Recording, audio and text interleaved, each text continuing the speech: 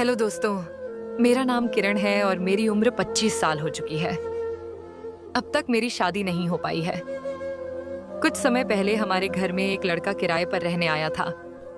उसे पहली बार देखते ही मेरे दिल में अजीब सी हलचल होने लगी थी। एक रात ऐसा हुआ कि घर में कोई और मौजूद नहीं था। मौका देखकर मैं उसके कमरे में चली गई। वहां उसकी ओर देखकर मेरी धड़कनें तेज हो गई। लेकिन तभी मेरी नजर उसके लैपटॉप की स्क्रीन पर पड़ी और मैं हैरान रह गई।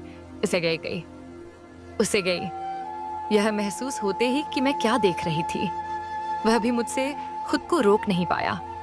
उसने मुझे अपनी बाहों में भर लिया और धीरे से कहा, चलो हम भी ऐसा ही करते हैं।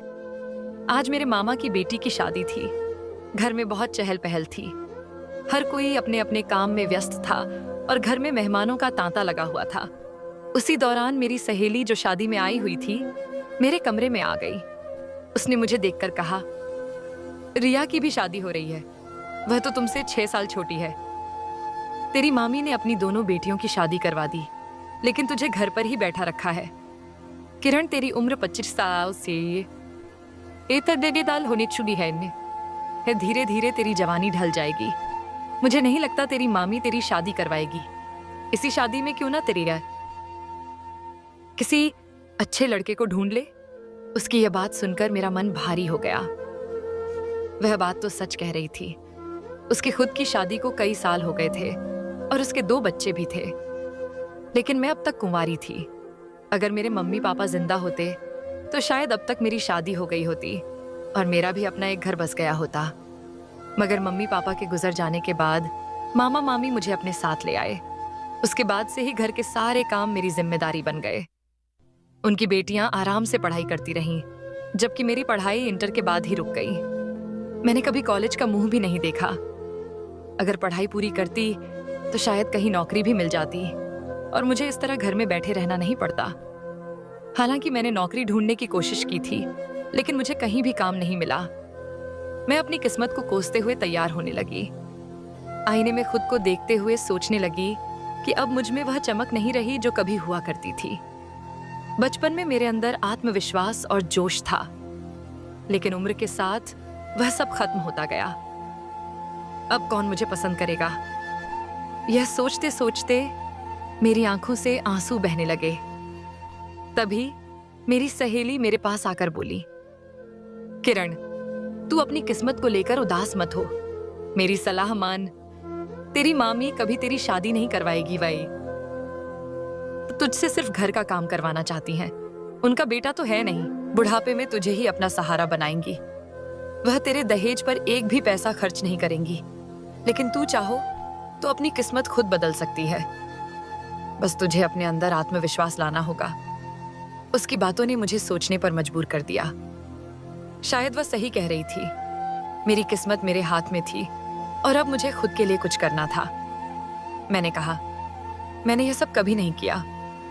उसने कहा, तू सीख जाएगी। यह सब अंदर से ही तो आता है। मेरा पति भी शादी के बाद मुझ पर ध्यान नहीं देता था, पर देख, मैंने अपनी अदाओं से उसे फिर से अपना दीवाना बना दिया।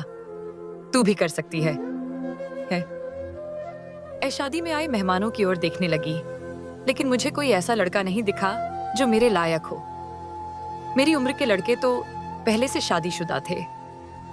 कई कई बच्चों के बाप थे और अपने बच्चों को संभाल रहे थे। मैंने सोचा, मैं किसी का घर नहीं उजाड़ना चाहती, पर जो भी लड़के कुंवारे थे वे मुझसे उम्र में छोटे थे। उनसे बात करना अच्छा लगता था, लेकिन अपने से छोटे लड़के से शादी करना मैं नहीं चाहती थी। मेरी बहन विदा होकर चली गई थी। अब घर पर मामा मामी और मैं ही रह गए थे। घर का सारा काम मैं संभालती थी। एक दिन माँ ने कहा, हमने नया किराएदार रखा है, कुछ पानी की बोतल देकर आ जाओ। वह नया न्यौट आया है, उसे पानी देकर आओ। मैं पानी की बोतल लेकर नीचे चली गई और दरवाजा खटखटाया। जब किराएदार ने दरवाजा खोला तो उसे देखकर मैं हैरान रह गई। वह बहुत हैंडसम लड़का था। मैं उसे देखती रह गई। उसके ख्यालों में ऐसी डूबी कि कुछ कहना ही भूल गई। उसने पूछा, क्या बात है? मैंने कहा, यह मकान हमारा है, मुझे मामी जी ने भेजा है। मैं तुम्हारे लिए पीने का पानी लेकर आई हूँ।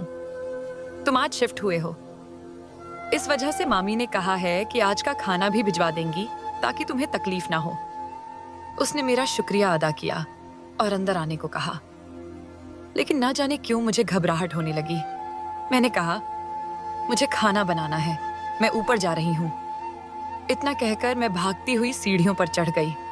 मुझे मामी का डर था, अगर उन्हें कहा पता चल जाता कि मैं किसी अनजान लड़के से बात कर रही हूँ तो वे मुझे बहुत डांटते। जब खाना बन गया तो मामी ने कहा, उसे जाकर खाना देकर आओ। और सुनो किरण, उस लड़के को रोज ब्रेकफास्ट और डिनर भी पहुंचा देना। वह इसके पैसे दे रहा है। वह लड़का अकेला रहता है, इसलिए खाने का कॉन्ट्रैक्ट भी किया है। मैं मन ही मन सोच रही थी कि मेरी मामी तो खाना बनाती नहीं है और मुझे एक और इंसान के लिए खाना बनाना पड़ेगा। मामी के सामने मैंने सिर हिलाकर हामी भर दी और खाना लेकर उस लड़के के पास चली गई। जब भी मैं उसके पास जाती, मेरे अंदर एक अजीब सी हलचल होने लगती। मैं उसे आते जाते देखती रहती और जब 2 बार खाना देने जाती तो उससे थोड़ी बातचीत भी हुआ देती थी। वह कभी कभी मुझे अपने घर के अंदर आने को कहता, लेकिन डर के मारे मैं कभी अंदर कदम नहीं रखती। उसके घर पर मैंने कभी किसी और को नहीं देखा था। शायद वह अकेला ही रहता। कभी वह तेज आवाज में गाने बजाता और कभी कभी उसके घर के बाहर शराब की खाली बोतलें पड़ी रहती।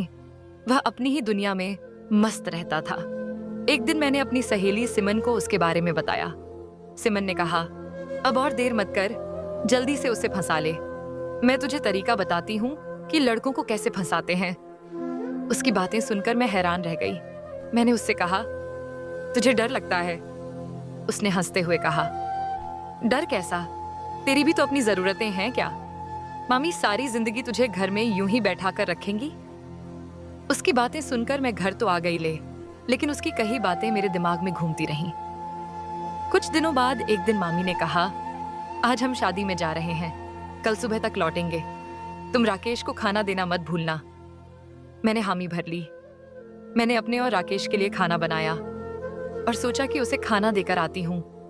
लेकिन जाने क्यों उस दिन मेरे दिल में अजीब सी हलचल हो रही थी। घर पर मैं अकेली थी और मामी भी नहीं थी। तभी मुझे सिमन की बातें याद आई। मैंने सोचा क्यों ना इस मौके का फायदा उठाया जाए। इसी विचार से मैंने उसके घर की एक्स्ट्रा चाबी ली